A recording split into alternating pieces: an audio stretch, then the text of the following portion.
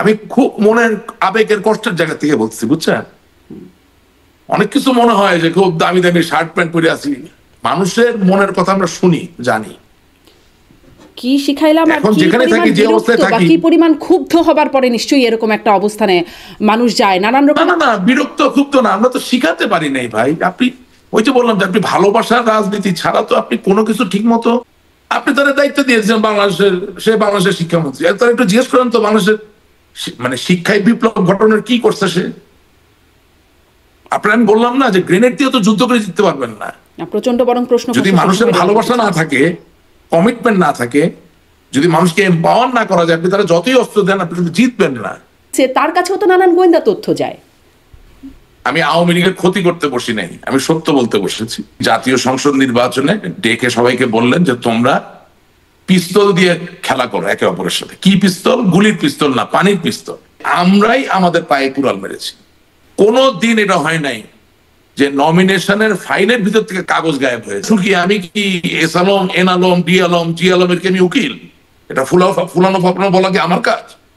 তো এই গাটসটুকু কি আপনি একটু দেখাবেন যে মনোনয়ন বোর্ডে কারা ছিলেন, আমরা সুনির্দিষ্ট হতে চাই। এবং এই যে আপনি আমাকে প্রশ্ন করতে, আমি কিন্তু আপনি আমাকে ঘামিয়ে দিচ্ছেন। This is a great skill. বহু লোক আমার সাথে কথা বলে আমাকে ইয়ে করতে পারে। আমার কাছে বোধগম্য হয় না যে একটা পরিবার কিভাবে 7 ব্যাংকের মালিক হয়। প্রশ্রয় না পেলে, সরকারে আছেন আপনারা, প্রশ্রয় না পেলে কিভাবে এভাবে লক্ষ কোটি টাকা পাচার হয় না? চিন্তা করতে পারেন। রাশেক রহমান, আপনাকে স্বাগত জানাচ্ছি। আপনার সাথে যখন আমার এই অনুষ্ঠানটি করব বলে আলোচনা হচ্ছিল, তখনই আপনি বলছিলেন যে আপনি অনেক কিছু খোলামেলা বলবেন, অনেক রাগঢাক রেখেই আপনি মানে রাগঢাক ছেড়ে আপনি কথা বলবেন। সেজন্যই এই প্রশ্নটি শুরুতে করা যে কেন মানে প্রতাপশালী আওয়ামী লীগের এভাবে পতন হলো, এই পরিণতি হলো।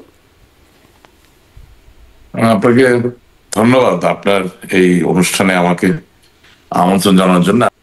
কোন একটি গায়বীয় কারণে 5 আগস্টের পরে হঠাৎ আমরা নাই।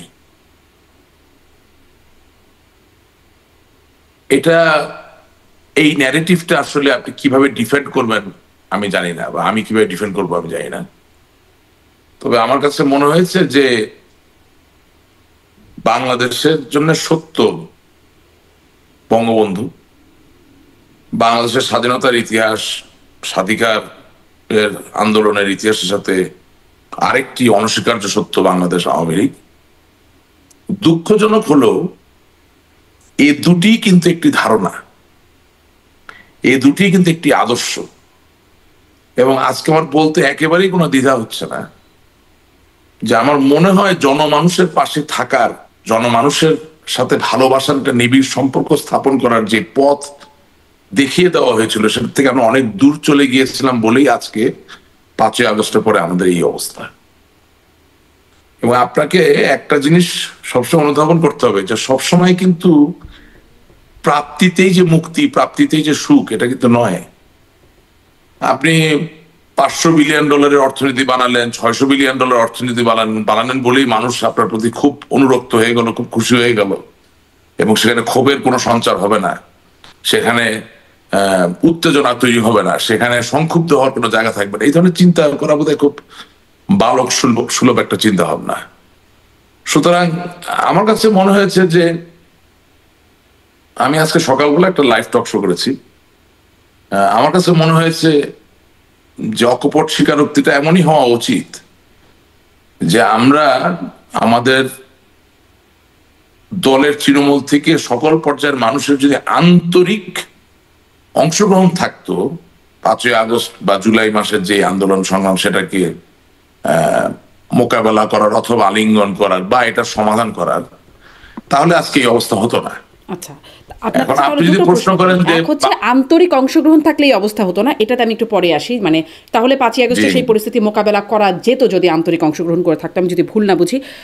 কেন হলো না এই প্রশ্নটাতে পরে আসে। যেটি আগে একটু জানি, আপনি বলছেন যে জনমানুষ থেকে দূরে সরে গেছে, মানে সেটা কখন থেকে সরে গেল আওয়ামী লীগ? আপনি জনমানুষ থেকে দূরে সরে তার একদিনে যান না, এই পর্যায়ক্রমে এটা হয়েছে। আমি জানি না, এটার জন্য হয়তো অনেক মানুষ আমাকে ঘৃণা করবেন, গালিগালাজ দিবেন, কিন্তু যেটা সত্য সেটা তো বলতেই হবে। আমি কতগুলো জাজ্জল্যমান উদাহরণ দিতে পারি। আমরা যখন দলীয়ভাবে সিদ্ধান্ত নিলাম যে স্থানীয় সরকার নির্বাচনগুলোতে আমরা রাজনৈতিক মার্কা দিয়ে নির্বাচন করাবো, সেদিন থেকে আপনি মনে করবেন যে বাংলাদেশ আওয়ামী লীগের মতো একটি দুর্দান্ত প্রতাপশালী জনমানুষের দলের মাঝে একটা দগদগে ঘা, একটা বিভক্তি তৈরি হয়ে গেল। এবং এটা আমি বলছি এই কারণে যে দেখেন, আওয়ামী লীগ এমন একটা দল, আমি অন্য দলের কথা বলতে পারি না, কারণ আমি অন্য দল কোনোদিন করি নাই, আমি জন্মের পর থেকে আওয়ামী লীগ করছি। আওয়ামী লীগ এমন একটা দল যেখানে এমনও মানুষ আছেন যিনি বঙ্গবন্ধুর সময় থেকে রাজনীতি করছেন, তিনি বহু মন্ত্রী বহু এমপির থেকে ভালো রাজনীতি বোঝেন, এবং বহু এমপি বহু মন্ত্রী থেকে তার ত্যাগ বেশি। আপনি এলাকায় গেলে তার পরিবারের প্রভাব প্রতিপত্তি দেখবেন অনেক মন্ত্রী এমপি থেকে কম না, কিন্তু তারা জনমানুষের সেবার জন্য যুগ যুগ ধরে স্থানীয় সরকারের চেয়ারম্যান নির্বাচন করেন, পৌরসভা চেয়ারম্যান নির্বাচন করেন, তারা উপজেলা চেয়ারম্যান হওয়ার চেষ্টা করেন, এটাই তাদের ধারা। সেই জায়গায় আপনি যখন নৌকা মার্কা দিয়ে স্থানীয় সরকার নির্বাচন করবেন বলে সিদ্ধান্ত নিলেন, তখন তো কেউ একজন পাবে আরেকজন পাবে না, একটা পরিস্থিতি তৈরি হলো। এবং বাংলাদেশের স্থানীয় সরকার নির্বাচনগুলো কিন্তু মহল্লায় মহল্লায়, পাড়ায় পাড়ায়, পরিবারে পরিবারে, ওয়ার্ড থেকে ওয়ার্ডে আঞ্চলিকতার ভিত্তির উপরে হয়ে থাকে।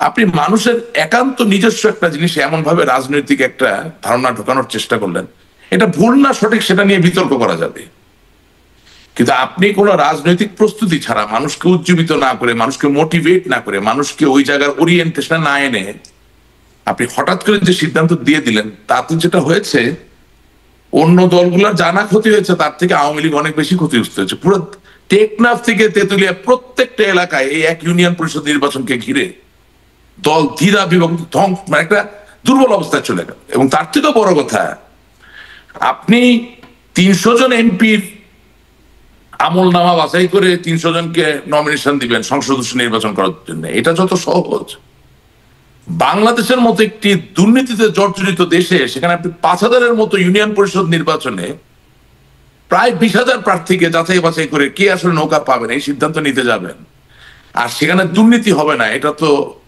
আশা করা যায় না।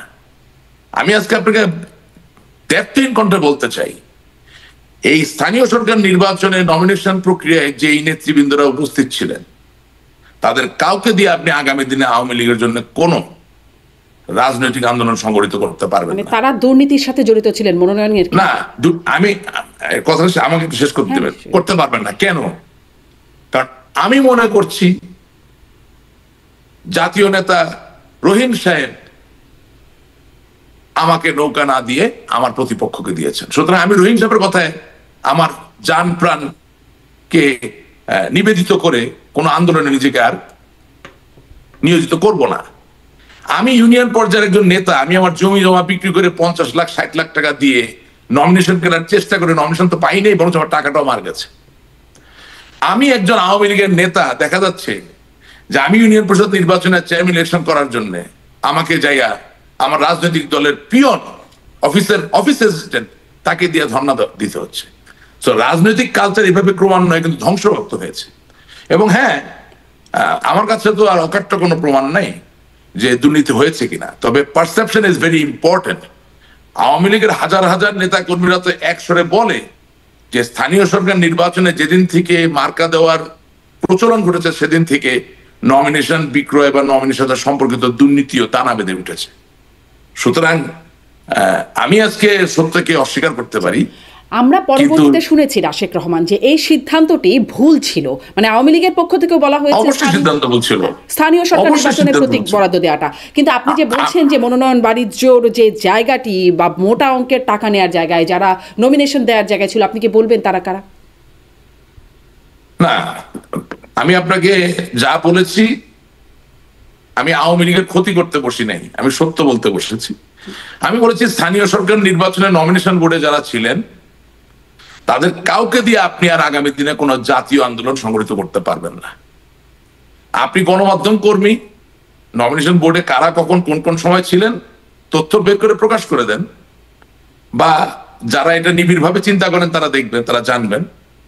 আমি আপনাকে যে কথা বলছি, মানে এটি বলতে আওয়ামী লীগের ক্ষতি নিশ্চয়ই করছেন না, কিন্তু এই সত্য বলাতেই আওয়ামী লীগ নিশ্চয়ই খুব খুশি হবে না। আমার কোনো ক্ষতির বিষয় না। At the end of the day আমি একটা রেজিমেন্টের দলের সদস্য, সুতরাং যেটা বলা প্রয়োজন, যেটা দিয়ে ডিসকোর্স তৈরি হবে, যেটা দিয়ে একটা প্রতিবাদের জায়গা তৈরি হতে পারে, যেটা দিয়ে একটা শুদ্ধিকরণের জায়গা তৈরি হতে পারে, সেটা আমি বলবো। এবং আপনিও যে আমাকে আমন্ত্রণ জানাচ্ছেন, আজকে তো শেষ না, আরো তো ডাকবেন আশা করি। সুতরাং today what I told you many people did not tell you, they don't have the guts to tell you. আমার শুরুটা কিন্তু স্যাটায়ার ভিত্তিক ছিল, যে আমরা সবকিছু ঠিক চালিয়েছি অথচ আমরা এখন আর নাই। কিন্তু এই গাটসটুকু কি আপনি একটু দেখাবেন যে মনোনয়ন বোর্ডে কারা ছিলেন? আমরা সুনির্দিষ্ট হতে চাই, কারণ আমরাও এরকম আসলে খুব অকাট্য তথ্য প্রমাণ সহকারে না, কিন্তু আপনাদের নেতাকর্মীদের মধ্যেই অনানুষ্ঠানিক কথাবার্তায় শুনি ওই নেতা সেই নেতা, আমি নাম ধরেও বলতে পারি কাদের কাদের কথা বলা হয়, বিশেষ করে 5ই আগস্টের পরিণতির কারণ হিসেবে। আপনি তো এক সময় একটা প্রতিষ্ঠান চ্যানেলে বাংলাদেশে কাজ করতেন, যেটার মালিক, ডিবিসির মালিক আপনাদের 2জন বা 3জন বোধহয়, হ্যাঁ 2জন সাংবাদিক, সিনিয়র সাংবাদিক এবং সাংবাদিক নেতা, এবং আরেকজন একজন বিতর্কিত ব্যবসায়ী। তো তারা তো সরকারের সাথে খুব ঘনিষ্ঠভাবেই ছিলেন।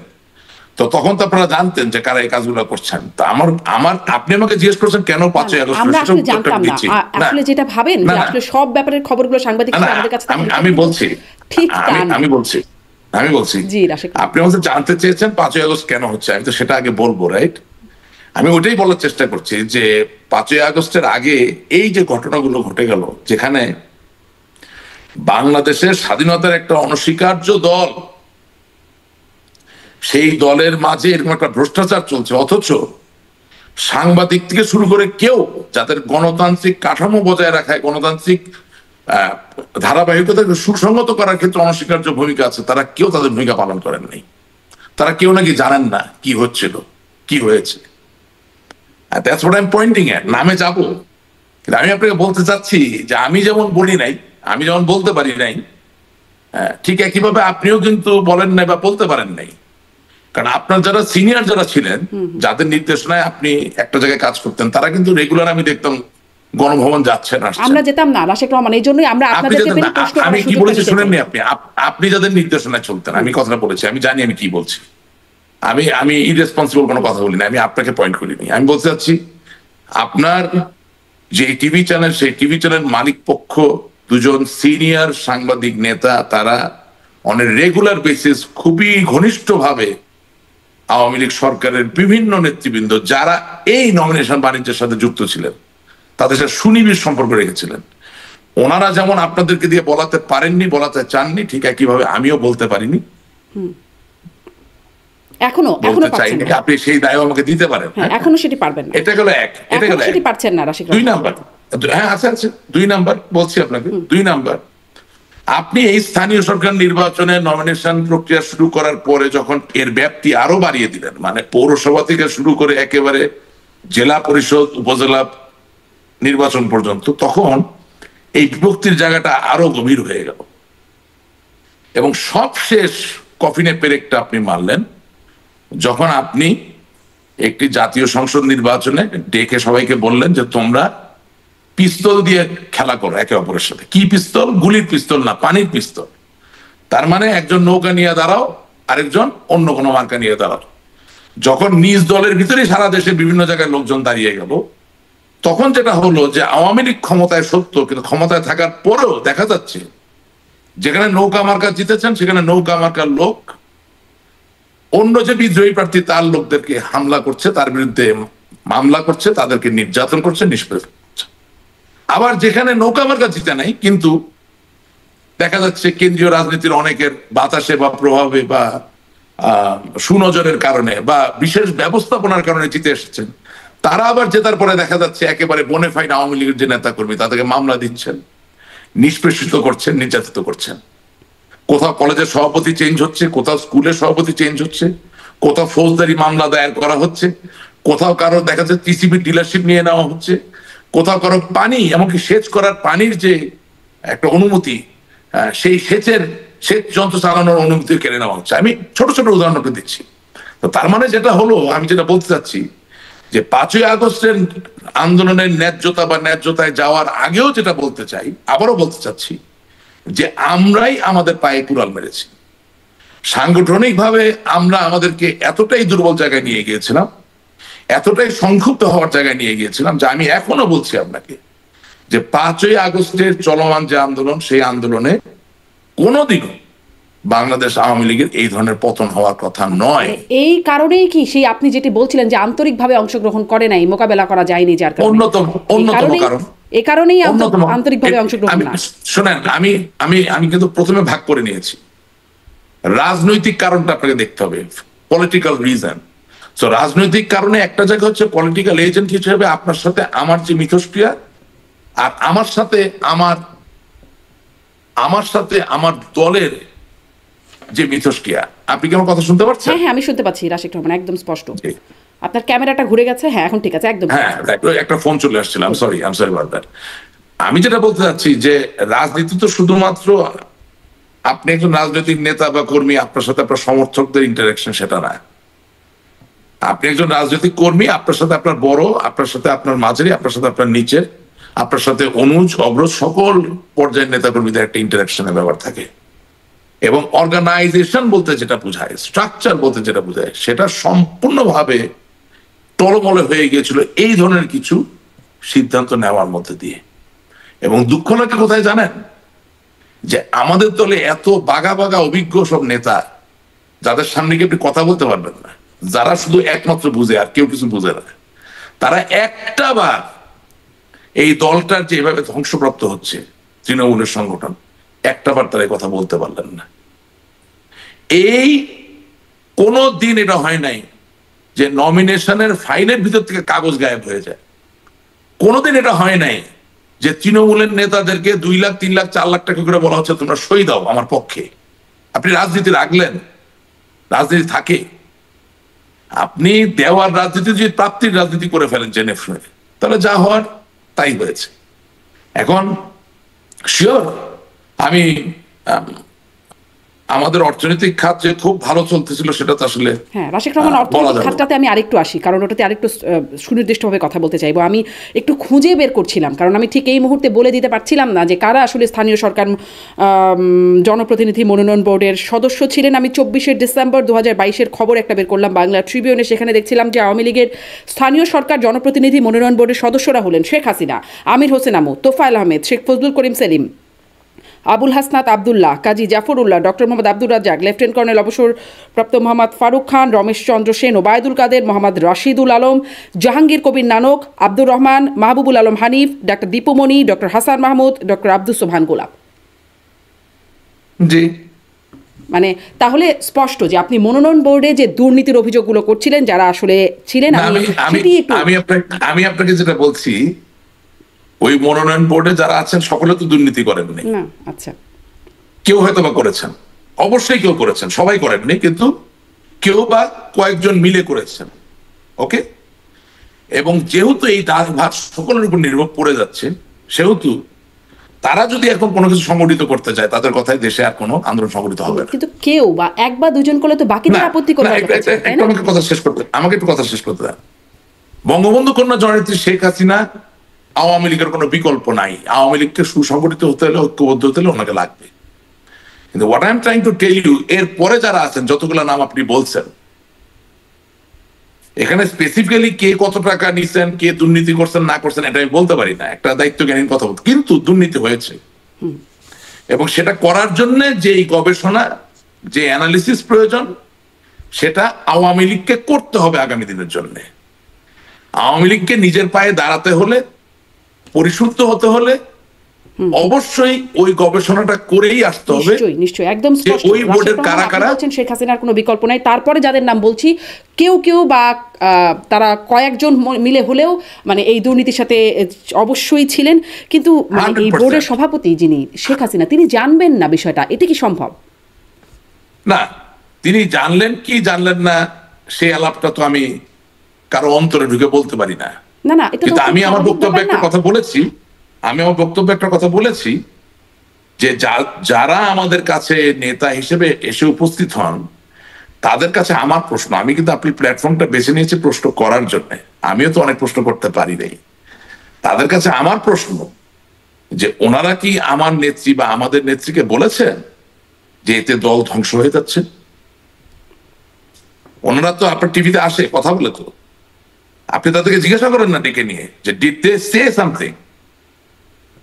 আপনার এখানে মাটি মানুষের যারা নিজেদেরকে নেতা দাবি করে আসে তাদেরকে আপনি প্রশ্ন করেন, বললেন আমার কথা বললেন, আমার মতো আরো 100 লাখো হাজারো কর্মী আছে তাদের প্রশ্ন, যে প্রশ্নটা হচ্ছে যে স্থানীয় পর্যায় থেকে শুরু করে যত্রতত্র বঙ্গবন্ধু স্বাধীনতার যে মার্কা নৌকা মার্কাটা দেওয়ার মাধ্যমে দল যে সাংগঠনিক ভাবে দুর্বল হয়ে গেল এবং এখানে যে নির্বাচনী নমিনেশনের ক্ষেত্রে একটা দুর্নীতির জায়গা তৈরি হলো এবং সেখানে প্রথিতযশা কিছু নেতা মানে তথাকথিত বাঘা বাঘা নেতা যারা এই দুর্নীতি অংশগ্রহণ করলেন, সেই ব্যাপারে তারা কি জননেত্রী শেখ হাসিনাকে অবগত করেছিলেন?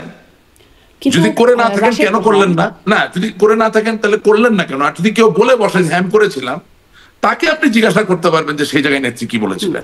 কিন্তু অবগত করতে হবে কেন? মানে এটি তো মানে শেখ হাসিনা তিনি তো আর 2 দিন ধরে রাজনীতি করেন না। তার রাজনীতির অভিজ্ঞতা যারা এই প্যানেলে আছেন তাদের থেকে কমও না, তার দক্ষতা যোগ্যতাও নিশ্চয়ই কম না। অতএব তাকে কি এই বিষয়গুলো সব মানে বলে দিতে হবে যে হ্যাঁ আমরা দুর্নীতি করছি বা এখানে দুর্নীতি হচ্ছে? তার কাছেও তো নানান গোয়েন্দা তথ্য যায়। থ্যাংক ইউ, আমি তো সেটাই বলছি যে কারো ব্যক্তিগত সক্ষমতার জায়গায় মতামত দেওয়ার জন্য আমি এখানে আসিনি। আমি এখানে কথা বলছি একটা এন্টায়ার সিস্টেম নিয়ে। আমার দলে ওয়ার্ড কমিটি আছে, ইউনিয়ন কমিটি আছে, উপজেলা কমিটি আছে, জেলা কমিটি আছে, সেন্ট্রাল কমিটি আছে, হ্যাঁ প্রেসিডিয়াম আছে, সবকিছু মিলিয়েই তো একটা সিস্টেম। আপনি যে প্রশ্ন করতেছেন এই প্রশ্ন অনেকে করে, কিন্তু আমাকে তো একটা ক্লাস নির্ভর দলের মাঝে থেকে তার রেজিমেন্টেশন মেনটেন করি আমার প্রশ্নগুলো করতে হবে। এবং সেই জায়গায় আপনি যদি আরো স্পেসিফিক হতে চান, সেই সহযোগিতাটা আপনাকে আমাদেরকে করতে হবে। সো আমি কিন্তু আপনাকে যথেষ্ট ammunition I have given you to go around and ask. আপনার বা আমার, আমি আজ পর্যন্ত 2000-এর উপর টকশো করছি, বিলিভ মি, আমি আজ পর্যন্ত আপনাদেরকে কোনোদিন কোনো ইউনিয়ন পর্যায়ে কোনো ত্যাগী নেতাকে নিয়ে টকশো করতে দেখি নেই। গণতন্ত্র বাঁচাবেন কোথা থেকে, উদ্ধার করবেন কোথেকে? যেই লোকগুলোকে ছাড়া গণতন্ত্র হয় না তাদেরকে কোনোদিন you don't call them because they don't look good enough. তাদেরকে দেখতে অত পরিমার্জিত মনে হয় না, অত ভদ্রলোক মনে হয় না, এই জন্য তাদেরকে ডাকা হয় না। এটা বাস্তব। হয়তো তারা হয়তো সরাসরি একদম স্টেশনে এসে কথা বলেন না, কিন্তু একদম কিন্তু আমাদের রিপোর্টাররা কিন্তু তাদের সাথে কথা বলেন। একদমই আনা হয় না, বিলিভ মি। আমি আপনাকে দায়িত্ব নিয়ে কথাটা বলছি। হ্যাঁ, আমিও দায়িত্ব নিয়েই বলছি যে আমরা যখন তখন আমাদের রিপোর্টাররা যেত তাদের সাথে কথা বলতেন। আমি আপনাকে একটা মজার কথা বলি, আজকে একটু মন খুলে কথা বলি। বলেন। 71 চ্যানেলে আমাকে স্থানীয় সরকারের উপরে কথা বলার জন্য নিয়ে যাওয়া হলো, ঠিক আছে? তো সাথে আবার একজন মুরব্বী মানুষ, তিনি সুধীজনদের একজন, উনি স্থানীয় সরকারের উপরে কথাবার্তা বলেন, ভালোই বলেন, অনেক সময় যুক্তিসঙ্গত কথা বলেন, জ্ঞানী মানুষ। তোফায়েল সাহেব, আপনি তো চেনেন, হলো হ্যাঁ। তো আমি অনুষ্ঠানের মাঝখানে সঞ্চালককে জিজ্ঞাসা করলাম যে আচ্ছা আমি স্থানীয় সরকারের কি, আর তোফায়েল সাহেব জীবনে কয়দিন স্থানীয় সরকারে কাটাইছেন? আপনি যে এই 45 মিনিট বা 50 মিনিট ব্যাপী টকশোটা আয়োজন করলেন, এখানে একজন সাবেক ইউনিয়ন পরিষদ চেয়ারম্যান, উপজেলা পরিষদ চেয়ারম্যান বা বর্তমান ইউনিয়ন পরিষদের সদস্য, চেয়ারম্যান অথবা উপজেলার চেয়ারম্যান কাউকে ডেকেছেন যে আপনি স্থানীয় সরকার নিয়ে সমাধান করতে চান? আমি আপনাকে যেটা বলতে চাচ্ছি যে আমি আপনাকে ফোরামগুলো দেখিয়ে দিচ্ছি, আমাকে একা দিয়ে তো আপনি সব সমস্যা সমাধান করবেন না। But what I am telling you, it is revolutionary. আমার মতো কেউ বলে না, আপনি ওটাকে কাজে লাগান। ইনস্টেড অফ আমাকে রিফিউট না করে what I am giving you সেটা আপনি কাজে লাগানোর চেষ্টা করেন। I volunteered. আমি আপনাকে বলেছি যে আমাদের হারানোর কিছু নাই। বাংলাদেশের জন্য সত্য 1971, বাংলাদেশের জন্য বাস্তবতা বঙ্গবন্ধু, বাংলাদেশের জন্য সত্য আওয়ামী লীগ, বাংলাদেশের জন্য সত্য স্বাধীনতার 1000 বছরের সংগ্রাম এই এবং স্বাধীনতা যুদ্ধ। সুতরাং একে কম্প্রোমাইজ হওয়ার ক্ষেত্রে যেসব জিনিস কোনো কন্ট্রিবিউট করেছে সেটা নিয়ে আমার কথা বলতে কোনোই লজ্জা বা কোনো সংকোচ নাই। আত্মসংকোচ করে লাভ নাই। মানে এই অ্যাপ্রোচটা নিশ্চয়ই যদি কাজে লাগানো যায় নিশ্চয়ই ভালো কিছু হবে। রাশেক রহমান, আপনি বলছিলেন আমরা ছিলাম, হ্যাঁ আপনি বলছিলেন, আমি একটু একটা প্রশ্ন করি, আপনি নিশ্চয়ই আপনার এই অংশটুকু শেষ করবেন এবং আমার প্রশ্নটুকু সাথে বলবেন যে আপনি বলছিলেন যে এই সময় মিডিয়াও বলতে পারে নাই বা জিজ্ঞাসা করে নাই, আপনারাও বলেন নাই, এখন আপনি অনেক কিছুই বলছেন, কিন্তু হারানোর এখন আর কিছু ভয় নাই। তখন কি হারানোর ভয় ছিল বলেও একটা রাগঢাক ছিল মানে সবারই, যদি বলেন মিডিয়ারও, আপনাদেরও, আপনার নিজের? না, আমার যে ব্যাপারটা সেটা হচ্ছে যে আমি তো খুব ভোকাল একজন মানুষ ছিলাম আমার দলের পক্ষে, এবং আওয়ামী লীগের একটা অন্যতম এজেন্ডাই ছিল আপনার বাংলাদেশকে স্বাধীনতা বিরোধী শক্তির হাত থেকে মুক্ত করা। এবং আমি এই কাজটাকে খুবই গুরুত্বের সহকারে নিয়েছিলাম, যার দরুন যেই জায়গায় হয়তো বা আমার বক্তব্য আরো বেশি আমি বলতে পারতাম সেটা আমি বলি না, এটা আমার ব্যর্থতা। I was more focused on a different level. কিন্তু আমি দেখলাম যে আসলে এটা কি হচ্ছে, মানে আমার দল যদি ঠিক না থাকে, দলের সাংগঠনিক যে কাঠামো সেটাই যদি দুর্বল হয়ে যায়, তাহলে তো আপনি 1971 সালে যারা শত্রু তাদের বিরুদ্ধেও যুদ্ধ করতে পারবেন না। যাদেরকে দিয়ে সাংস্কৃতিক বিপ্লব জোরালো করে বাংলাদেশের মানুষকে সত্যিকার অর্থে ধর্মনিরপেক্ষ এবং গণতন্ত্রমুখী রাখবেন, তাদের জন্য কাজ করতে পারবেন না। এবং যেটাকে আমরা বলি গুড গভর্নেন্স, সুশাসন, দুর্নীতিমুক্ত একটা আবহ, সেটাও আপনি তৈরি করতে পারবেন না। এখন আমার একার ভুল তো একা না, বহু লোকের ভুলের সমষ্টিক জায়গায় দাঁড়িয়ে তো আজকে আমরা এই জায়গায়। এই জন্য তো বললাম আমরা ছিলাম, আমরা নাই। কিন্তু আমাদেরকে যদি ফিরে আসতে হয় তাহলে অবশ্যই আমাদেরকে সঠিক ন্যারেটিভটা দাঁড়া করাতে হবে। এবং বঙ্গবন্ধু কন্যার পক্ষ থেকে কথা একটা তো আসার দরকার, হয়তোবা এটা আমি বয়সে তোমার সন্তান তুল্য, এই দেশের আমি একজন নাগরিক, সেই জায়গা থেকে বলতে চাই যে দেখেন, আপনি প্রধানমন্ত্রী থাকবেন, মধ্যমন্ত্রী থাকবেন না, আপনি বিরোধী নেত্রী থাকবেন, বিরোধী নেত্রী থাকবেন না, আপনি কোন দলের সভাপতি থাকবেন, থাকবেন না, আপনি জীবিত থাকবেন, জীবিত থাকবেন না, কুল্লু নাফসিন যায়কুতুল মউত, সবই তো বাস্তব সত্য। কিন্তু আপনি বঙ্গবন্ধুর কন্যা, এটা কিন্তু কেউ কোনোদিন পরিবর্তন করতে পারবে না। আপনি জাতির জনকের কন্যা। This cannot be changed. If that is the fact, তার একটা ন্যারেটিভ আসা দরকার যে আমার জন্য ক্ষমতা সবকিছু নয়। আমি বাংলার মানুষের পাশে ছিলাম, আছি, থাকবো।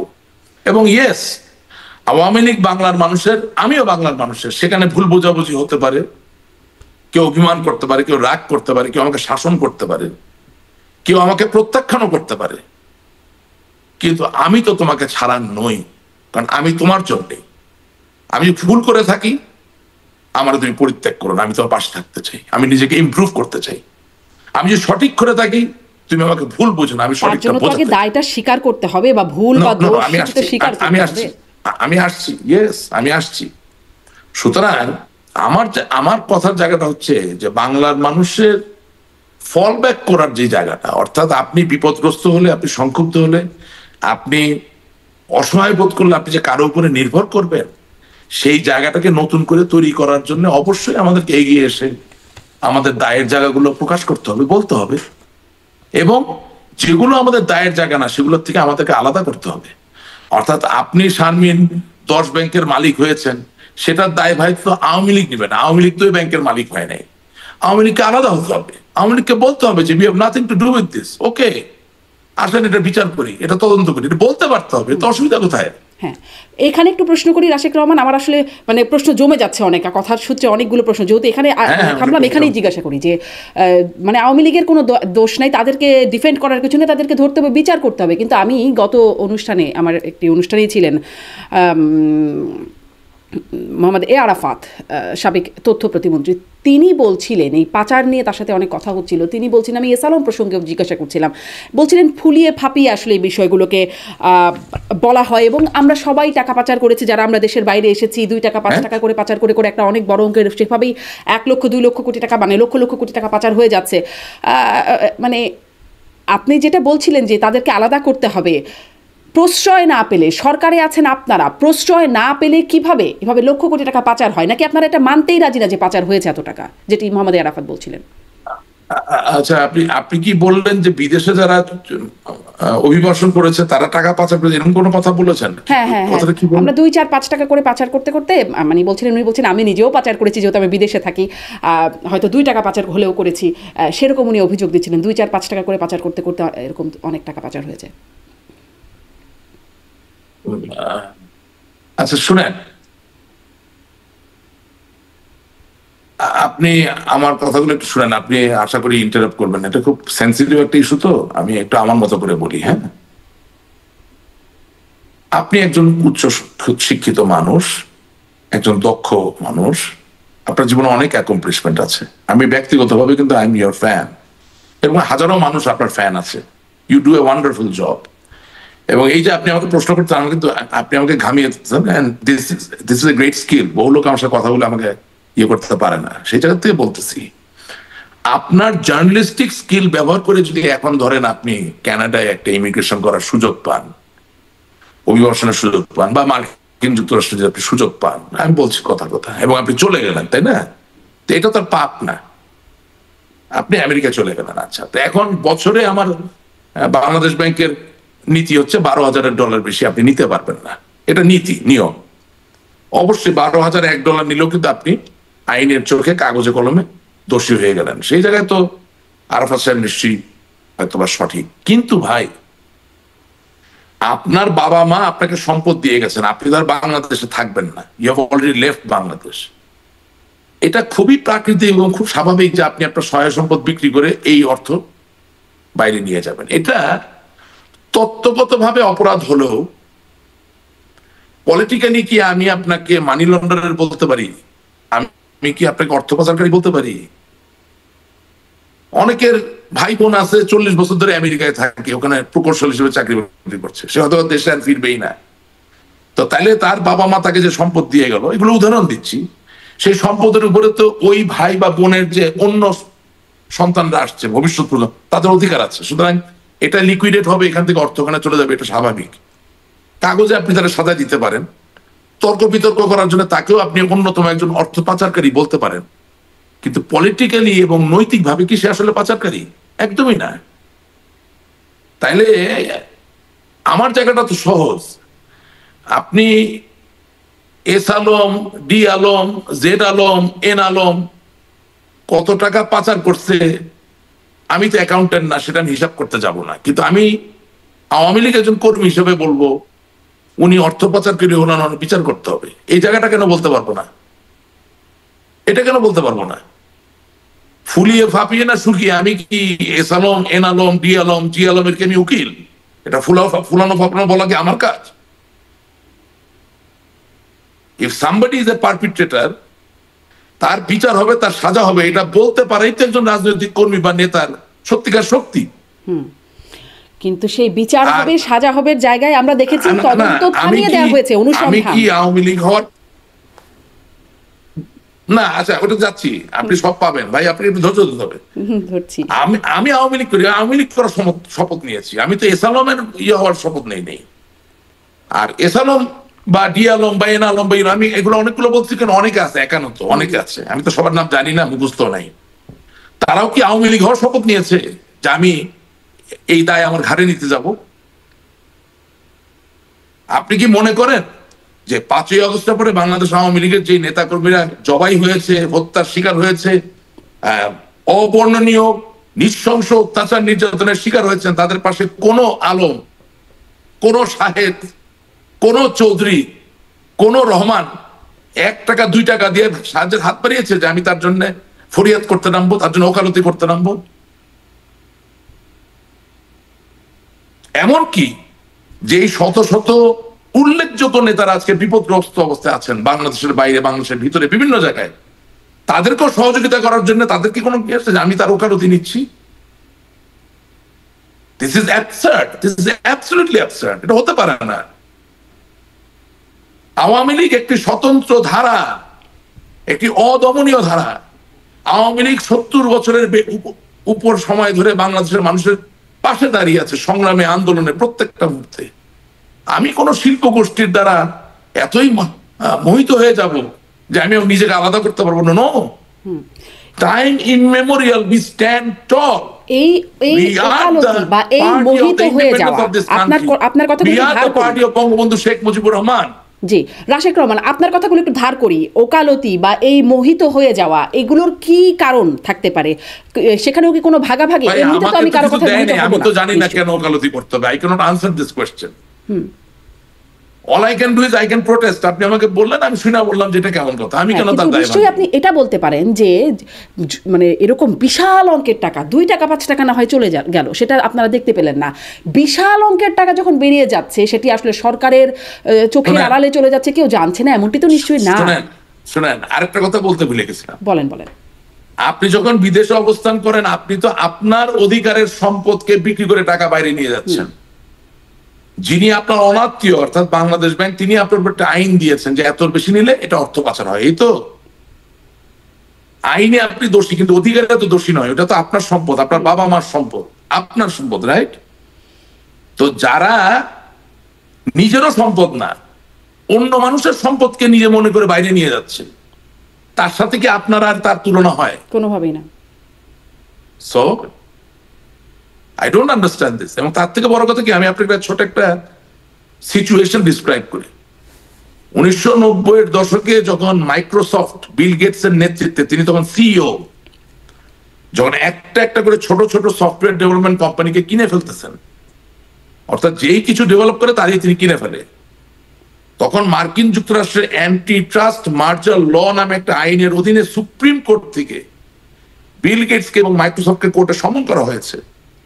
সমন করে মাইক্রোসফটকে 2 ভাগে ভাগ করে দেওয়া হয়েছে এবং বিল গেটসকে সিইওর পদ ছেড়ে দিয়ে মাইক্রোসফটের চিফ আর্কিটেক্ট হতে হয়েছিল। তার মানে হচ্ছে যে কোনো একজন ব্যক্তির কাছে এত বেশি সম্পদ থাকতে পারে না যেটা দিয়ে মনোপলি তৈরি হবে। আমেরিকার মতো ফ্রি মার্কেট ইকোনমিতে যদি মাইক্রোসফটের মতো কোম্পানিকে 2 ভাগে ভাগ করা হয়, তাহলে আমার কাছে বোধগম্য হয় না যে একটা পরিবার কিভাবে 7 ব্যাংকের মালিক হয়। আমার কাছে বোধগম্য হয় না কিভাবে একটা ব্যক্তি 7 ব্যাংকের মালিক হয়, 4 ফিনান্সিয়াল ইনস্টিটিউশনের মালিক হয়। এটি কি বোধগম্য হয় আপনার কাছে? কার বা কাদের সহায়তায় তিনি এটি করে ফেলতে পারেন এবং ফেলে এটার না, এটা শুনেন, এটা কার না, এটা কাদের। শব্দটা কার না, কারণ এত বড় কর্মযোগ্য একজনকে দিয়ে হাসিল করা সম্ভব নয়। It's a syndicate. কাদের? সো আমি আপনাকে কথাগুলো বলছি এই কারণে যে আপনি যখন ভবিষ্যতে আরো অনেককেই ডাকবেন, অনেক কথাই বলবেন, আমাদের এই জায়গা থেকে জিজ্ঞেস করেন না তাদেরকে প্রশ্নগুলোকে, ফোকাস করে প্রশ্ন করেন, প্রশ্নের উত্তর দিতে পারবে কি পারবে না দেখেন। আমি কত টাকা পাচার হইলো এটা হিসাব করার জন্য আমি মোমবাতি জ্বালা হিসাব করতে বসছি? আমি তো রাজনৈতিক কর্মী, আমি মানুষের মনের কথা বুঝবো। আমার এলাকার মানুষ যদি মনে করে যে হ্যাঁ সত্যি টাকা পাচার হচ্ছে, সেটার পাশে আমাকে দাঁড়াতে হবে, এটাই বাস্তবতা। আমি কি প্রতিনিয়ত আমার দেশের জনগণের সাথে ঝগড়া করবো নাকি? আমি আপনাকে কি বললাম যে আজকে যদি আমরা বলি যে আমাদের ক্ষমতা মূল বিষয় নয়, আমরা বাংলার মানুষের পাশে ছিলাম, আছি, থাকবো, আপনি যতই মারেন যতই কাটেন আমি আপনার। আমি বললাম কালকের থেকে বাতাস চেঞ্জ হওয়া শুরু করবে। আমি আপনাকে আজকে সকালবেলা ইসমাইল সাহেব যে এটিএনএ করতেন, আপনাকে আজকে বলি, এটা হঠাৎ হিন্দু মহিলারা মাথায় সিঁদুর দেয় না? সিঁদুরের কম্পোজিশন হচ্ছে ট্রাইঅক্সিপ্লামলাম, অর্থাৎ 3টা অক্সিজেন, একটা লেড, একটা সীসা মিলে সিঁদুরটা তৈরি হয়। কিন্তু এই যে লাল সিঁদুর দেওয়ার মানে কি? এটার মানে হচ্ছে যে আমার মস্তক ফেটে রক্তক্ষরণ আমি যদি মৃত্যুবরণ করি, তারপরও আমি আপনার। অর্থাৎ একজন স্ত্রী তার স্বামীর কাছে তার এটা প্লেজ। এটা হচ্ছে সিঁদুরের মানে। আপনি জানতেন কি জিনিসটা? না। সিঁদুরের সিম্বলিক মানে হচ্ছে মস্তক ফাটিয়া রক্তক্ষরণে আমি মৃত্যুবরণ করলো, আমি শেষ মুহূর্ত পর্যন্ত আপনার। That is the commitment of a wife to a husband. Awami League রক্তক্ষরণ হয়ে মৃত্যুবরণ করলেও সে বাংলাদেশের মানুষের, দ্যাট ইজ দ্য কমিটমেন্ট। আপনি কালকে এই কমিটমেন্টের কথা বলেন, from day after tomorrow situation will be different. Rashek Rahman, এরকম অনেক কমিটমেন্টের কথা আমরা শুনেছি, কিন্তু সমস্যাটা হয় কমিটমেন্ট ভেঙে যায় এবং সেটা আপনারা বা রাজনৈতিক দলের নেতাকর্মীরা স্বীকারও করেন না। এখন আপনি অনেকটাই যদিও বলছেন যে সেই বিষয়টা হচ্ছে ছিলাম, আছি, থাকবো, ছিলেন তো, থাকার ফলেই তো এই সমস্যাটা হয়েছে, তাই না? আপনারা থাকতে থাকতে এত টাকা পাচার হয়েছে, আপনারা নির্বাচন ব্যবস্থার এই হাল হয়েছে। আমার কাছে মনে হচ্ছে একটু আপনি বোধহয় ভুল করলেন বা অন্যায় করলেন, কারণ আমার মনে আছে ডিবিসিতে আপনি আমাকে স্থানীয় সরকার নির্বাচনের উপর ডেকেছেন, প্রোগ্রামগুলো আছে, শুনে দেখবেন। তখন আমি একদম এই একই কথাগুলো বলেছি, কিন্তু তখন আমার এই কথাগুলো অনেক কথার পর ছাপিয়ে গিয়েছে।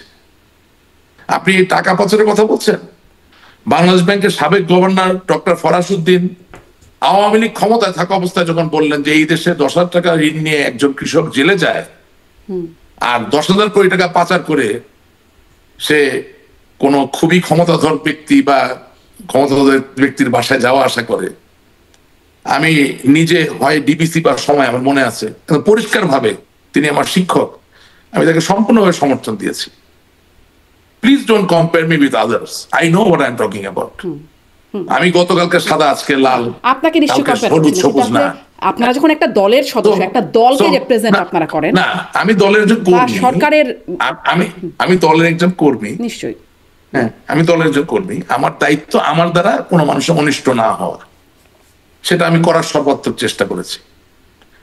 কোন লোক যদি আপনার অনুষ্ঠানে এসে বলতে পারে যে রাশেদ রহমান রাজনৈতিক ক্ষমতা নিয়ে আমাদের উপরে এই অন্যায় করেছে, আমি সেই দায়ভার মেনে নিব। সেটা পারবে না, আমি জানি, আমার বিবেকের জায়গায় কিন্তু পরিষ্কার। অবশ্য টুকটাক কিছু অভিযোগ আপনার বিরুদ্ধেও দেখেছি রাশেদ রহমান।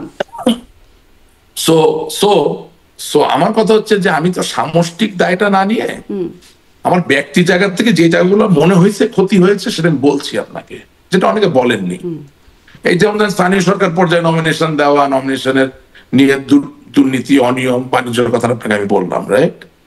এই যে ধরেন ব্যাংকের এসালামের কথাটা বললাম, হ্যাঁ আমি জিনিসগুলোকে একটা পার্সপেক্টিভে ফেলার চেষ্টা করছি। এখন এইটার আরো বড় অ্যানালিসিস, আরো বড় সম্প্রসারণ, শিওর এটা আরো সময় লাগবে। এবং আমি একা বলে গেলাম, আমার বিপক্ষে বলার কেউ নাই এই বিষয়ে, সেটাও তো ফেয়ার হয় না। বরঞ্চ আমি তো মনে করি যে আপনি যখন ওই শ্বেতপত্রের সূত্র ধরে S Alam, D Alam, N Alam, P আলমের যখন অর্থ পাচারের কথা বলেন, আই রাদার ফিল যে যারা এটাকে ডিফেন্ড করবেন, যারা এটার পক্ষে কথা বলবেন, তারা যেমন থাকবেন, যারা এই শ্বেতপত্র দিচ্ছেন তাদের ওখানে থাকার দরকার ছিল।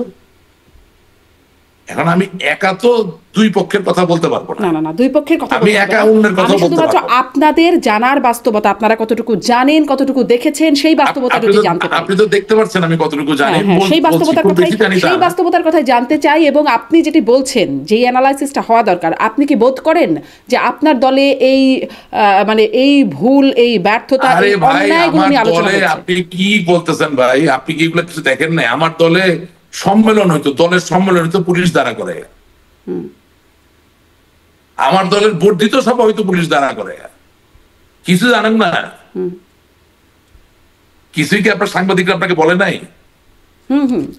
এটা তো হয়েছে, এটা তো হয়ে এসেছে। তাহলে এটা যদি হয়েছে, তা আপনি ওই প্রশ্নগুলো জিজ্ঞাসা করেন না কেন? আমি তো দলের কোনো এক্সিকিউটিভ কোনো পদ ধারণ করি না, আমি একটা সদস্য।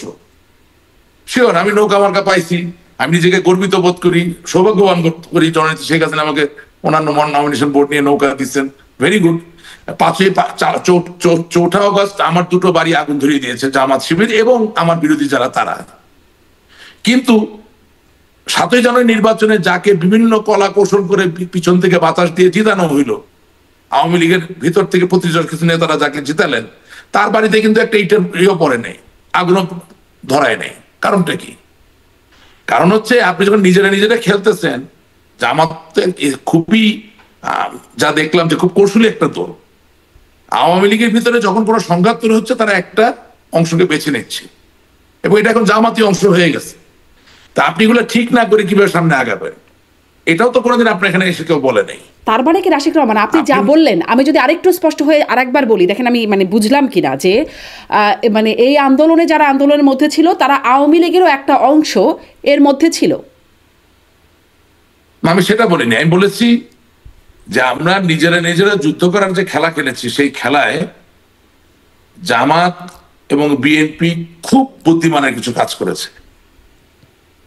তারা একেবারেই প্রত্যেকটা এলাকায় একটা করে পক্ষকে সমর্থন দিয়েছে নিজেরা বেঁচে থাকার জন্য, এবং সেই পক্ষকে দিয়ে আরেক পক্ষের সাথে যুদ্ধে বা সংঘাতে লিপ্ত করে রেখেছে, যেখানে দল সাংগঠনিকভাবে দুর্বল হয়েছে এবং আমরা কোনো ব্যবস্থা নেই, আমরা কারোর সাথে কোনো সংগতি করাই নেই, মিল মহব্বত ইচ্ছা করে আমরা বাতাস দিচ্ছি আমাদের নিজেদের অর্থনৈতিক কারণে, টাকা পয়সা ইনকামের জন্য, স্বার্থ সিদ্ধির জন্য, এবং সেটার ফলাফল হচ্ছে আজকে। এটাই বাস্তবতা। এবং আপনি মনে রাখবেন যে 7ই জানুয়ারি নির্বাচনের আগে ডিসি অফিসে গিয়ে আমি পরিষ্কার ভাবে সময় টিভি সহ, 71 টিভি সহ, আপনার টিভি চ্যানেল ছিল, প্রত্যেক জায়গায় একেবারে লাইভে বলেছি যে আমরা জামাত বিএনপির ফাঁদে পা দিলাম এবং এর ফলাফল খুবই খারাপ হবে। কারণ আপনি বাঙালির যে কোনো উপন্যাস, মানে পরিবার নির্ভর উপন্যাস, সমাজ নির্ভর যে কোনো উপন্যাস যদি পড়েন, আপনি দেখবেন যে সেখানে একে অপরের পিছনে অদৃশ্য জায়গা থেকে কিছু লোকে সংঘাতকে আরো ত্বরান্বিত করার যে জায়গাটা, এটা বিদ্যমান, এটা বাস্তব, এবং এটা এটা আমাদের একটা অন্তর্গত অভ্যাস। সেই জায়গা থেকে আমরা যখন নিজেরা নিজেরা বিভক্ত হলাম, সেখানে এর কোনো ব্যত্যয় ঘটে না, একই জিনিস হয়েছে। এবং আওয়ামী লীগের, তথাকথিত আওয়ামী লীগের নাম করে অনেক লোকই জামাত বিএনপির পারপাস সার্ভ করছে এবং এখনো করছে। আমি আপনাকে আমার এলাকার উদাহরণ দিলাম। যারা সত্যিকার আওয়ামী লীগ তারা তো আক্রান্ত, তারা নির্যাতিত। যারা না, তারা বহালতবিত ভালোই আছে। কিন্তু তার জন্য আমার কোনো চিন্তা, ক্ষোভ এসব নাই। আমি শুধু আশা করি যে আমরা যে নিজেদেরকে নিজেরা দুর্বল করেছি, এই জায়গাটা আমরা বুঝবো, এবং দেশ ও জাতি মানুষের জন্যই আমরা সংশোধিত হয়ে নতুন ভাবে আবির্ভূত হব। জি, ঠিক এখানেই আমি আসলে প্রশ্নটা করছিলাম যে এই আলোচনাটা আপনি কি জানেন যে আপনার দলের মধ্যে এখন এই সময় 5ই আগস্টের পরে এই আলোচনাটা হচ্ছে যে আমরা আসলে সংশোধিত হব, আমাদের দায়গুলো স্বীকার করব, ভুলগুলো স্বীকার করব, এই আলোচনাটা কি হচ্ছে? হ্যাঁ, আলোচনাটা হচ্ছে, তবে অনেক মুরব্বীজনরা বলেন যে দেখো, তোমরা এগুলা প্রকাশ্যে আলাপ করো না, এটা দলীয় ফোরামে আলাপ করো, কারণ বাইরে আলাপ করলে অন্য দলের লোকরা সুযোগ পেয়ে যায়। এই কথাটা সত্য নয়। আওয়ামী লীগ তো গোপন কোনো সংগঠন নয়, আওয়ামী লীগ তো কোনো গোপন দল না। আওয়ামী লীগের সাংগঠনিক কর্মকাণ্ডে যদি কোনো অনিয়ম বা কোনো ভুল ত্রুটি থেকে থাকে, সেটা আপনি আসলে পর্দা করে, ওড়না দিয়ে মুখ ঢেকে কি আপনি পারবেন আলাপ করতে? তার মানে তো আপনি আসলে সমাধান করতে চান না। আপনি আরেকটা প্রশ্ন করি, মানে অনানুষ্ঠানিকভাবে আলোচনার সময় এই বিষয়গুলো আসে, কোনো তথ্য প্রমাণ দিয়ে যারা বলছেন তারাও বলছেন না, আমিও জানি না, বা যদি আপনিও জানেন ধারণাটাও বলতে পারেন। অনেকেই বলেন এই যে পরাজয় বা আপনাদের যে পতন, সেই সংকটের একটা অন্যতম কারণ হচ্ছেন সালমান এফ রহমান এবং আরও একজন, অনেকের মধ্যে হয়তো অন্যতমদের নাম হচ্ছে ওবায়দুল কাদের। বলবেন এই বিষয়ে কিছু? হ্যাঁ, আমার হাসিটা দেখলেন তো? হাসিতে কি ইন্টারপ্রেট করে নিতে হবে? আপনি বলবেন কিছু? বললাম তো, পুরো দেশের সংগঠন বিভক্ত অবস্থায় ছিল। ওবায়দুল কাদের চাচা, উনি তো আমার মুরব্বীজন। হ্যাঁ, তো শিওর আমি ওনাকে সামনাসামনিও বলতে পারবো, পুরো দেশের সংগঠনই বিভক্ত ছিল, কোনো জায়গায় একীভূত সংগঠন ছিল না। এখন উনি যেহেতু দলের সাধারণ সম্পাদক, হ্যাঁ, ওনারই তো এই ব্যবস্থা নিতে হবে। Simple as that. ওনাকে আমি সামনাসামনি বলতে পারবো, উনি কোথায় আমি জানি না। যতটুকু জানা যায় উনি ভারতে আছেন।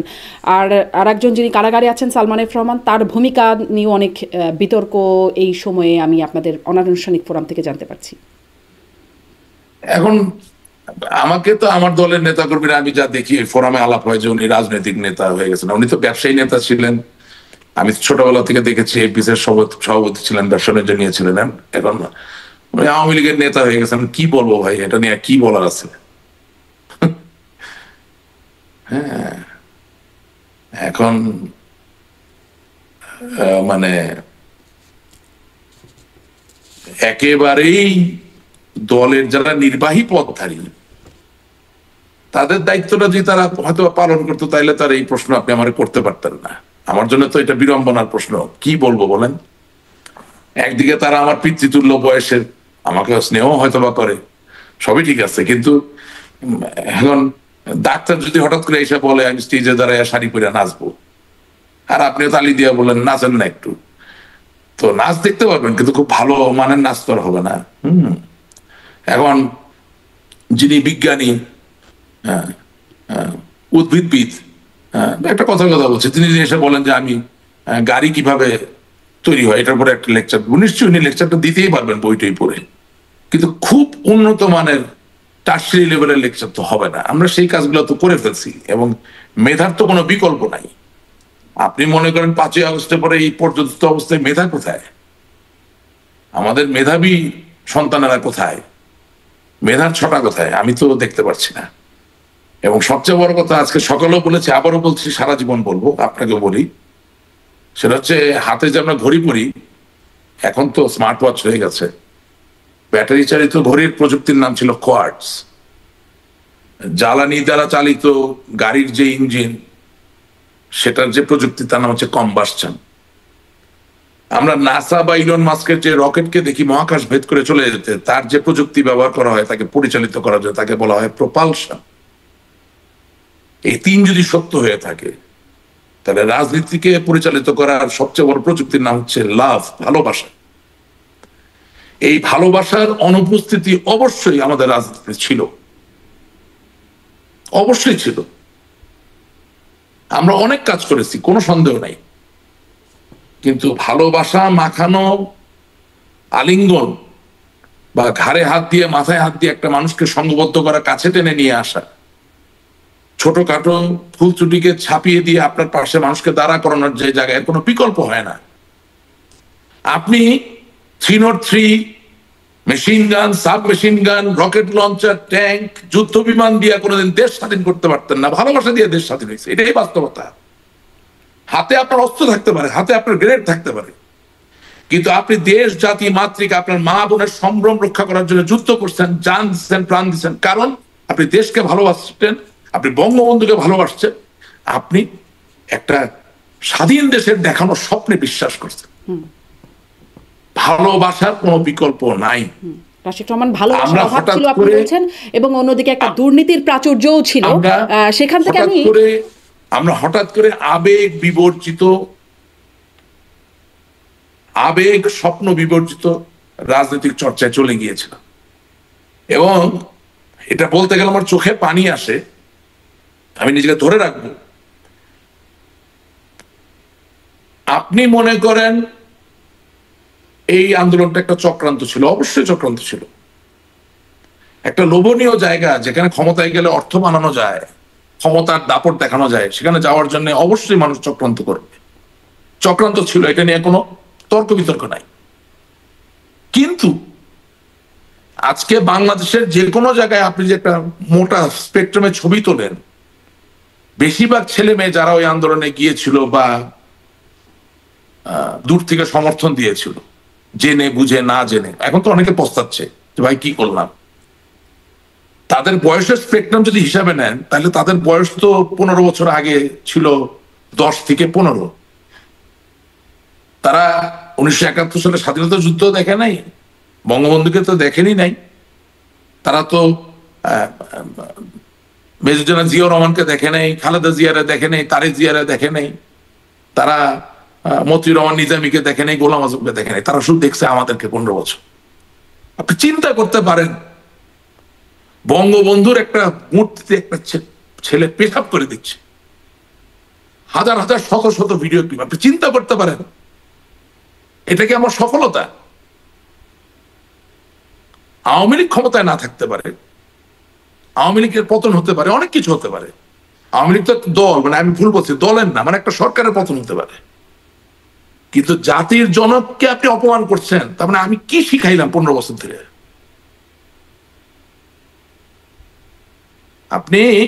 আপনাকে যদি পৃথিবীর কোন লোক আমেরিকায় বসে বলে যে শারমিন আপনি তো একজন প্রতিষ্ঠা সাংবাদিক, জার্নালিস্ট, আপনি হোস্ট করেন বিভিন্ন প্রোগ্রাম, আপনি আমার সাথে কফি খেতে খেতে আপনার দেশের স্বাধীনতার গল্পটা একটু আপনি বলেন, কোনো উপায় আছে বঙ্গবন্ধুর নাম না বলে গল্প বলার? তাহলে তখন যদি আপনি নিজেকে একবার চোখ বন্ধ করে প্রশ্ন করেন যে আমারে যে এই স্বাধীনতা দিয়ে গেল, ভালো মন্দ দুটো হওয়ারই, আমারে যে স্বাধীনতা দিয়ে গেল প্রাচুর্যময় সম্পদশালী হওয়ার, আমি তারে দিনে দুপুরে অপমান করতেছি। আমি তাহলে কি শিখাইলাম? What was my assignment? What did I do? How am I successful? আপনার একটা শিক্ষামন্ত্রী ছিল, এটা বলতে তো অসুবিধা নেই, উনি ওনার খুব মানে আমার নানা তো সিলেটের মন্ত্রী ছিলেন, আমার বাবাও আমেরিকার মন্ত্রী ছিলেন, 5 বার এমপি ছিলেন। তো নুরুল ইসলাম নাহিদ সাহেব খুব খাতির করতেন আমার আব্বারে, দেখলাম সিলেটের জামাই খুব আদর করতেন, ভালো এমনি ভদ্র মানুষ। আপনি তারা দায়িত্ব দিয়েছেন বাংলাদেশের, সে বাংলাদেশের শিক্ষামন্ত্রী, তারা একটু জিজ্ঞেস করেন তো বাংলাদেশের মানে শিক্ষায় বিপ্লব ঘটনার কি করছে সে? আপনার আমি বললাম না যে গ্রেনেড দিয়ে তো যুদ্ধ করে জিততে পারবেন না। প্রচন্ড বরং প্রশ্ন, যদি মানুষের ভালোবাসা না থাকে, কমিটমেন্ট না থাকে, যদি মানুষকে এম্পাওয়ার না করা যায়, আপনি তারা যতই অস্ত্র দেন আপনি কিন্তু জিতবেন না। ঠিক আছে? তো আপনি তো প্রতিনিয়ত দারিদ্র্যের সাথে যুদ্ধ করছেন, আপনি প্রতিনিয়ত যেটাকে বলে কুসংস্কারের বিরুদ্ধে যুদ্ধ করছেন, আপনি প্রতিনিয়ত বিভিন্ন সনাতন চিন্তা ভাবনা যেগুলো আসলে মানুষের জন্য ভালো নয় সেটার বিরুদ্ধে যুদ্ধ করছেন। শুধু তাই না, 1971 সালে যাদেরকে আপনি হারিয়ে পরাজিত করে জয়ী দেশ, জয়ী বাংলাদেশ হিসেবে আবির্ভূত হয়েছেন, সেই লুকিয়ে থাকা শত্রুগুলোর বিরুদ্ধেও যুদ্ধ করছেন। সেই যুদ্ধের সবচেয়ে বড় হাতিয়ারটা ছিল শিক্ষা।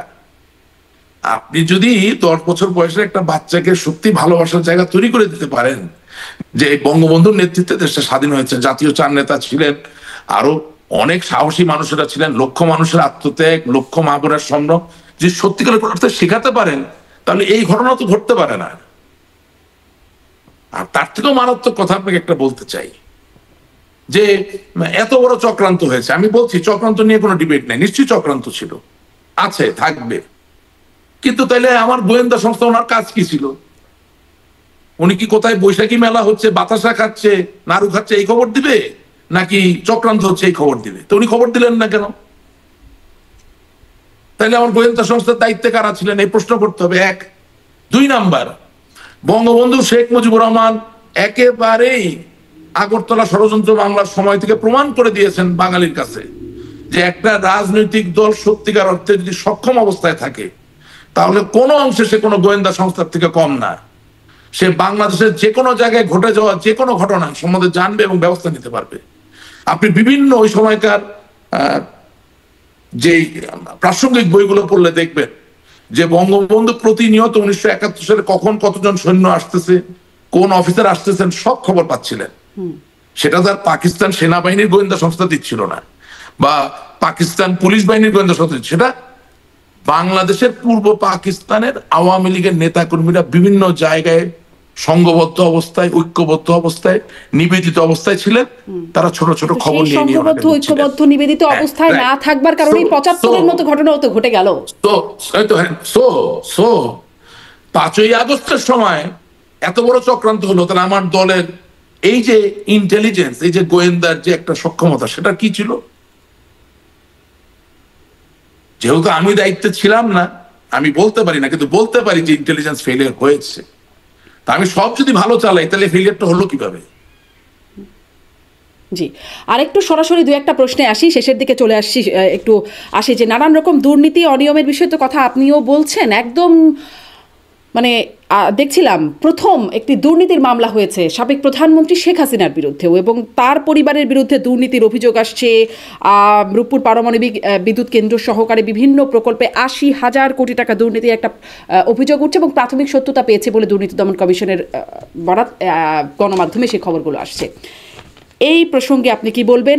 তার যে মানে শেখ হাসিনার বোন শেখ রেহানা, তার মেয়ে টিউলিপ সিদ্দিক, যিনি ব্রিটিশ এমপি এবং মন্ত্রী, তিনিও, তার বিরুদ্ধে অনেক অভিযোগ। যুক্তরাজ্যেও তার একটা পরিণাম বা একটা বহিষ্কারের দিকে এগিয়ে যাচ্ছে, প্রক্রিয়া একটা চলছে, অভিযোগ উঠছে। এই বিষয়ে আপনি কি বলবেন? আচ্ছা, আসলে একটু আমাকে এভাবে আসতে হবে, যেটা সততার শক্তি একটু বলতে হবে। হ্যাঁ, আমার বাবা জনাব এইচ.এন. আশিকুর রহমান বাংলাদেশ আওয়ামী লীগের গত 32 বছর ধরে কোষাধ্যক্ষ, এবং আপনি জানেন যে 1/11-এর সময় বাংলাদেশ আওয়ামী লীগ তথা বাংলাদেশ আওয়ামী লীগের সভানেত্রীকে দলীয় হিসাব নিকাশকে কেন্দ্র করে কোন রকম কোনো মামলা বা অভিযোগ কেউ দিতে পারেন নাই। এবং তখন প্রথম আলো সহ অনেক বড় বড় পত্রিকায় সপক্ষে লিখেছেন যে এটা একটা আশ্চর্য ব্যাপার যে চারিদিকে এত অভিযোগ, এত কিছু, কিন্তু দলীয় ফোরামে এত কোটি কোটি টাকার চাঁদা বা দলের যে সম্পদ ব্যবস্থাপনা সবকিছু থাকার পরেও এখানে কোনো অভিযোগের কোনো সুযোগ নাই। এবং পরিলক্ষিত হয় যে এই যে 5ই আগস্টের পরও এখনো নির্বাচন কমিশন, দুদক বা সরকারের কোন এজেন্সি বাংলাদেশ আওয়ামী লীগের হিসাব নিকাশ রাখার ক্ষেত্রে কোন রকম কোনো অভিযোগ তুলতে পারেন নাই, ইনশাল্লাহ পারবেন না। এটা আমি বলছি এই কারণে যে দলের হিসাব যেমন একেবারে পুঙ্খানুপুঙ্খভাবে ঠিক আছে, জননেত্রী শেখ হাসিনার ব্যক্তিগত হিসাবও কিন্তু একেবারেই পুঙ্খানুপুঙ্খভাবে ঠিক আছে। আই এম সারপ্রাইজ যে এত ব্যস্ততার ভিতরে কিভাবে তিনি এটা করেন, but she is very meticulous. তার কোনো ইনকাম ট্যাক্সের রিটার্ন, কোনো জায়গায় কোনো বকেয়া, কোনো বাকি কিচ্ছু নাই, এবং তার কোথায় কি সম্পদের ডিক্লারেশন একদম পরিষ্কার। আমি ওনার কথাটা বলার পরে এখন একটা ভিন্ন পর্যায়ে যেতে চাই। অন্য আর যাদের ব্যাপারে অভিযোগ আসছে, তাদের এখন সময় এসেছে জননেত্রী শেখ হাসিনাকে সহযোগিতা করার জন্যে তাদের ব্যক্তিগত সম্পদ, তার কি স্থিতি, কি অবস্থান, এটা ওই সব দেশে ডিক্লারেশন দেওয়ার ব্যবস্থা আছে, সেই ডিক্লারেশন দেওয়া। তাহলেই মানুষ আর এটা নিয়ে কথা বলতে পারবে না। তাদের উচিত আওয়ামী লীগের সভাপতি বঙ্গবন্ধু কন্যা জননেত্রী শেখ হাসিনা যাতে এই দায়ভার নিতে হয়, ওনারা ওনাদের মতো করে ওনাদের সম্পদের যে ডিক্লারেশন সেগুলো দিয়ে আসবেন, এবং যেই দেশে দিচ্ছেন সেই দেশের এজেন্সিগুলোই এগুলো পরীক্ষা নিরীক্ষা গবেষণা করে বলবেন যে এই ডিক্লারেশন ঠিক আছে কিনা।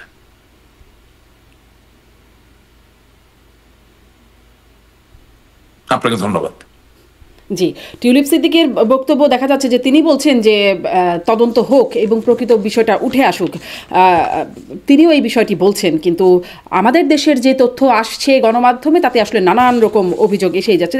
দেখা যাক এই বিষয়গুলো আসলে কোথায় যায় তখন। এখন ভাই আমাদের জন্য তো গর্বের বিষয় ছিল যে একজন বাঙালি জাতির বাঙালি মেয়ে, বঙ্গবন্ধুর নাতনি, 7 সমুদ্র 13 নদীর ওপারে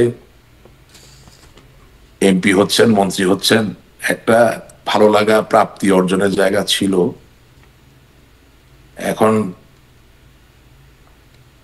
কারো অনিষ্ট হোক সেটা তো আমরা চাই না, কিন্তু ব্রিটিশ রাজনীতি আসলে আমার জন্য বিবেচ্য বিষয় নয়। আর 2 নাম্বার হলো যে আমি শুধু একটা কথাই আপনার অনুষ্ঠানের শেষে বলতে চাই, বাঙালি জাতির মানুষ খুব নরম মনের মানুষ। আমার পরিবারই তো আমার সাথে রাগ করবে, আমাকে শাসন করবে, আমার সাথে ঝগড়া করবে, কিন্তু এই যে আমার হাত, এই হাতটা প্রসারিত করে আমি হাতটা ধরে যদি বলতে পারি একবার,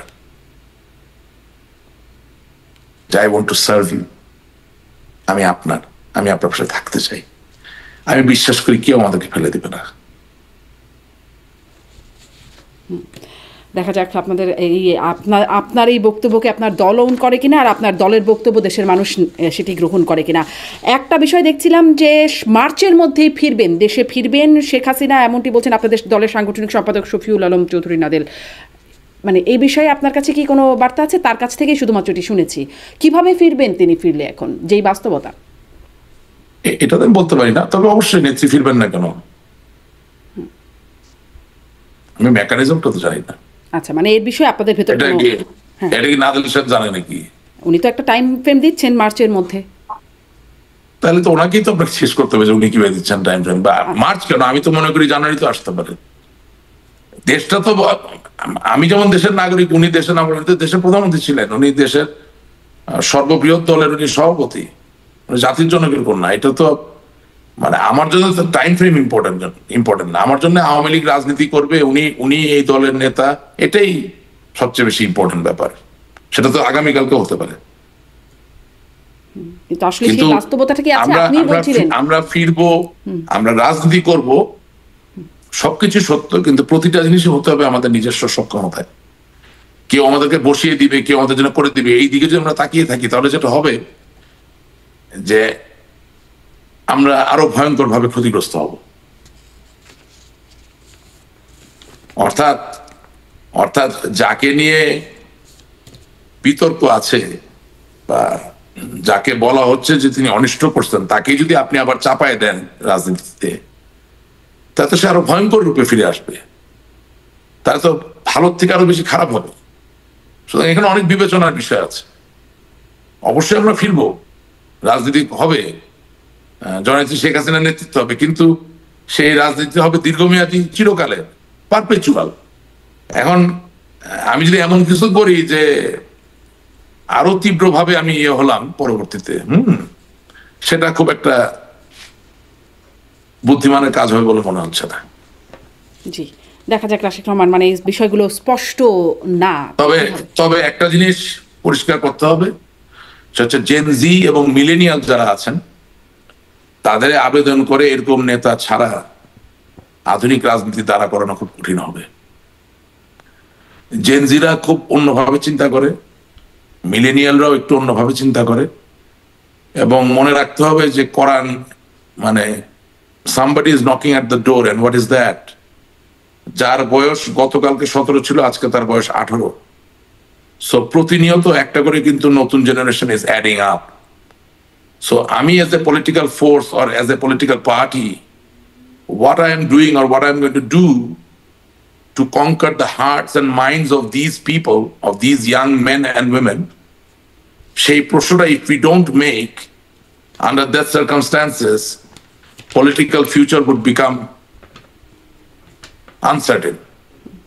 অর্থাৎ আমার চুল পেকে গেছে, আমার দাড়ি পেকে গেছে, but I cannot succumb to it, I have to remain a young person. এবং সেটার জন্য আমাকে নতুন প্রজন্মকে পড়তে হবে, জানতে হবে, বুঝতে হবে। তার সাথে আমার মিথস্ক্রিয়া কিভাবে বাড়বে সেই জায়গাটা আমাকে খুঁজে ফিরতে হবে। সেটা না করলে সমস্যা আছে বই কি। সেখান থেকে আপনারা যোজন যোজন দূরে চলে গেছেন কিনা সেই নিশ্চয়ই সেই বিশ্লেষণটাও আপনারা করবেন। অনেক ধন্যবাদ রাশেক রহমান, অনেকটা সময় কথা বললাম আপনার সাথে। ধন্যবাদ যুক্ত হবার জন্য। Thank you.